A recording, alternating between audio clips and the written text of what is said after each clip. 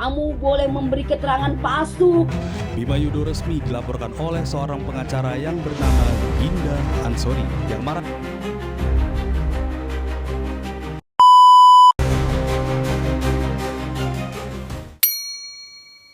Saya Nabila Maharani dengan NIM 241085102. Saya Masara Muputri dengan NIM 241085226. Saya Khairun Nisa dengan NIM 2410852010. Saya Nafisa Humaira Harahap dengan NIM 241085103. Saya Zakia Auliasa dengan NIM 241085107. Saya Nasyita Syabira, NIM saya 241085101. Saya Rizky Khairatun-Nisa dengan NIM 2410851014. Nama saya Igi Dimelayansa dengan NIM 241085741. Saya Dede Putri, mahasiswa Universitas Andalas jurusan Hubungan Internasional dengan NIM 241085240. Nama saya Rifa Amuria dari jurusan Hubungan Internasional. Dan kebencian ini itu udah marak banget ya belakangan ini karena kita netizen Indonesia itu aku rasa memang tipe yang dia tuh mengikuti apa yang sedang terjadi di media sosial, apa yang viral gitu. Dan aku rasa ya tipe rakyat kita yang mudah terpengaruh gitu sih. Jadi ujaran kebencian ini makin merajalela gitu. Ujaran kebencian di TikTok ini saat ini sangat-sangat meresahkan dan juga memprihatinkan sekali ya, karena banyak sekali konten-konten ataupun komentar yang melontarkan ujaran kebencian, dan itu tuh bisa mempengaruhi pola pikir masyarakat gitu, bisa membuat stereotip baru terhadap masyarakat, apalagi terhadap generasi muda sekarang ini. Saya tentang ujaran kebencian tentu tidak setuju ya, karena bagaimanapun ujaran kebencian di media sosial adalah salah satu bentuk bullying yang tidak bisa dianggap remeh dan tidak bisa diterima. Sebenarnya ini berpengaruh besar ya, apalagi untuk menggiring opini. Banyak kali disalahgunain gitu, jadi dampaknya juga buruk sih. Menurut saya itu oknum sih. Biasanya oknum kan banyak yang nggak suka atau iri gitu, jadi mereka ngomen yang nggak bener.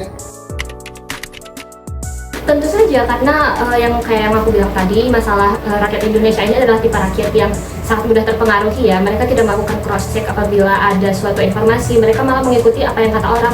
Jika orang berkata ini, mereka iya, mereka orang berkata ini, mereka juga iya gitu. Jadi ya ini tentunya berpengaruh besar karena ini berpengaruh pada opini publik itu sendiri terhadap suatu isu gitu. Pengaruhnya itu berdampak sangat-sangat besar sih, seperti yang sudah aku mention tadi ya, apalagi terhadap generasi muda zaman sekarang, ataupun kepada orang-orang awam yang biasanya tuh menerima informasi tanpa dicari tahu terlebih dahulu sumber-sumbernya itu apakah sudah valid gitu, langsung diterima aja dan dipercaya tanpa dipilah-pilah terlebih dahulu. Tentang dampak ya tentu yang paling utama ialah mempengaruhi psikologis dan perilaku masyarakat itu sendiri, dari kebiasaan-kebiasaan ya ujaran kebencian di media sosial yang akhirnya berimplementasi kepada kehidupan sehari-hari mereka yang kemudian mudah membuli orang lain, menjudge orang lain dan sebagainya.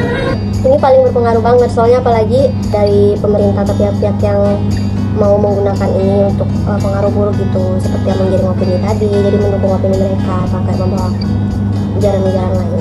Kalau buat yang kena ujaran kebencian gitu, mungkin ada yang nggak peduli, tapi ada juga mungkin yang bisa jadi depresi atau membawa ke kehidupan sehari-hari gitu. Aku rasa itu memang perlu pembenahan sumber daya manusianya sendiri ya, karena Indonesia masa utamanya masih itu kalau menurut aku. Dan ya paling itu semua kita bisa mulai dari edukasi untuk rakyat kita sendiri, karena sesungguhnya manusia yang sumber daya manusianya itu berkualitas tinggi, dia nggak akan melakukan hal-hal seperti itu.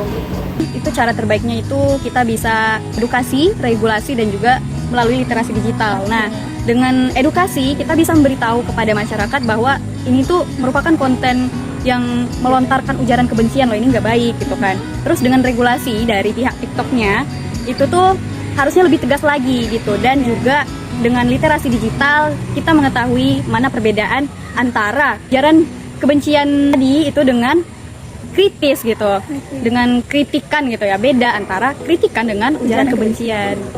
Kalau menurut saya yang paling penting adalah edukasi kepada masyarakat itu sendiri, lalu kemudian bagaimana aplikasi atau platform TikTok tersebut dapat berperan dalam menangkal ujaran-ujaran kebencian, komentar-komentar negatif dari platform tersebut. Memang ditindaklanjuti ya, apalagi orang-orang yang melakukan ujaran kebencian tersebut, misalnya kayak bakal di-report atau gimana, emang ya ditindaklanjuti. Mungkin ya kalau buat yang mengupload video, mungkin bisa matikan komen atau laporkan ujaran kebencian itu ke TikToknya. Saya tahu ada fitur seperti mungkin pemblokiran komen ya, komen-komen yang tidak pantas dari TikToknya sendiri, tapi saya rasa itu masih bisa ditembus ya sama netizen karena bisa menggunakan dengan bahasa yang lebih halus atau menggunakan kata-kata sarkastik seperti itu. Jadi menurut aku dari pihak TikToknya sendiri itu belum cukup sih. Kalau menurut aku belum sih, TikTok belum terlalu mencegah lah istilahnya. Memang TikTok ini memang punya aturan ya, dalam pembuatan konten gitu ataupun dalam berkomentar memang mereka sudah mention berapa ya. Tetapi masih banyak ditemukan pada saat sekarang ini konten-konten dan juga komentar-komentar negatif itu lulus sensor gitu. Justru bahkan TikTok ini menurut saya ya, yang seharusnya orang itu tidak bersalah, tapi akunnya kena banned. Sedangkan akun-akun yang memprovokasi orang-orang gitu, melontarkan ujaran kebencian, itu malah aman-aman aja gitu. Setahu saya sejauh ini TikTok sudah berupaya sebenarnya mulai dari saringan-saringan terhadap komentar-komentar buruk, itu TikTok sudah termasuk tegas dibandingkan dengan platform media sosial yang lain. Namun ya bagaimanapun kemampuan teknologi dengan dibandingkan dengan kecerdasan manusia itu seringkali tidak berimbang. Kadang manusia mencari alternatif dan algoritma yang disajikan oleh manusia itu sendiri kadang tidak bisa terdeteksi oleh TikTok tersebut. Nah ini sebenarnya udah nggak sih, misalnya ada nih yang mau komen atau apa, nah itu kata-katanya misalnya terkandung kata-kata yang ada ujaran kebencian, itu pasti bakal kayak dihapus komennya atau emang nggak bisa dikomen gitu. Jadi menurut saya TikTok udah ngelakuin tindakan melanjuti kasus ini sih. Mungkin untuk yang melaporkan sudah, cuman kalau yang untuk otomatis itu untuk menghilangkan komen negatif mungkin belum. Tapi ya kalau yang di siaran langsung biasanya kan diblokir tuh kalau ada yang komen gak baik. Oke, jadi menurut aku untuk mahasiswanya sendiri itu ya perlu edukasi kayak yang aku bilang tadi, karena sumber masalah utama kita adalah di sumber daya manusia, khususnya di Indonesia. Jadi kayak kita harus mengedukasi orang-orang gitu, kita kasih tahu kayak ujaran kebencian itu nggak bolehnya kenapa gitu, terus apa dampak buruknya kayak gitu. Menurut aku, kita sebagai mahasiswa itu mulailah dari diri kita sendiri gitu ya. Kita harus mencerminkan bagaimana cara bersosial media dengan baik gitu, apalagi di TikTok gitu kan, karena kita sebagai mahasiswa itu kan title-nya orang berpendidikan gitu. Jadi seharusnya kita memberikan contoh yang baik juga lah kepada masyarakat gitu. Kalau menurut saya sebagai manusia yang terpelajar, tentunya kita yang mengambil tindakan pertama mencegah dari diri kita pribadi untuk tidak melakukan ujaran kebencian. Lalu kemudian kita menjadi agen yang akan menyuarakan tentang stop ujaran kebencian dan menciptakan ruang positif di platform TikTok tersebut. Nah sebagai mahasiswa kan kita udah dikasih pendidikan lebih lanjut nih, apalagi udah lebih aware kan sama masalah ini. Jadi kita mungkin bisa tidak ikut dalam mengujarkan kebencian tersebut, bisa lebih menahan diri atau tidak ikut-ikut. Mungkin ya mahasiswa bisa menggunakan TikTok untuk edukasi supaya mengingatkan orang lain juga untuk tidak memberikan ujaran kebencian di TikTok. Dapat disimpulkan bahwa dari kelima pertanyaan ini, ujaran kebencian di TikTok itu sendiri sangat marak. Lalu upaya bagi TikTok untuk mengurangi ujaran kebencian sendiri itu masih sangat kurang.